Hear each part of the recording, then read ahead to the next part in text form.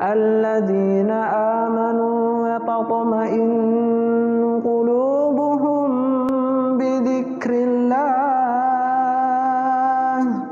ألا بذكر الله تطمئن القلوب.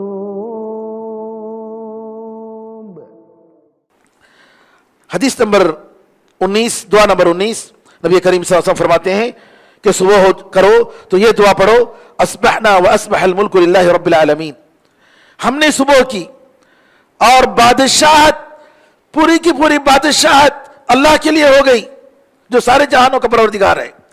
اللہم انی اسألک خیر ما فی ھذا اليوم، اے اللہ میں تجھ سے آج کے دن میں جو خیر ہے وہ میں مانگ رہا ہوں، فتحہ، اس کی کامیابی، ونصرہ، اس کی مدد، ونورہ، اس کی روشنی، وبرکتہ، اس کی برکت، وہداہ، اس کی ہدایت، یہ ساری چیزیں سبحان اللہ.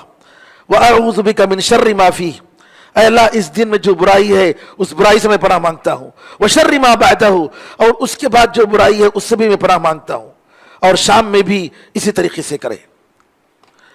اور عبداللہ بن عمر، حدیث نمبر 20، دعا نمبر 20، عبداللہ بن عمر رضی اللہ تعالی عنہما کہتے ہیں کہ نبی کریم صلی اللہ علیہ وسلم نے فرمایا، لوگو اللہ سے توبہ کرو. یہاں صبح و شام کا ذکر نہیں ہے، لیکن حسن المسلم میں صبح کے وقت میں ذکر کیا گیا ہے، صبح اور شام کے وقت میں. کیوں؟ اس لیے کہ 100 مرتبہ نبی کریم صلی اللہ علیہ وسلم نے توبہ کرنے اور اللہ تعالیٰ سے معافی مانگنے کا حکم دیا ہے.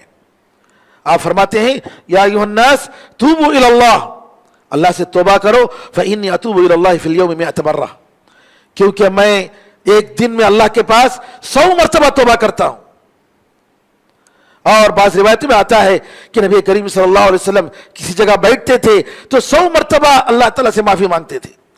تو یہ 100 مرتبہ کم از کم انسان توبہ کر لے، استغفار پڑھ لے تو ظاہر سی بات ہے، جیسا کہ حسن بصری رحمۃ اللہ علیہ فرماتے ہیں کہ انسان اگر چلتے پھرتے استغفار پڑھ لے، استغفر اللہ استغفر اللہ استغفر اللہ، قیامت کے دن جب اپنے نام اعمال کو دیکھے گا، ریکارڈ کو، گناہوں کے 2 لائن کے بیچ میں استغفار کا 1 لائن ہی صحیح، گناہوں کے 2 لائن کے بیچ میں استغفار اور اللہ تعالیٰ سے معافی مانگنے کی 1 لائن ہی اگر مل جائے، خوش ہوگا انشاءاللہ، کیونکہ استغفار بیچ میں موجود ہے.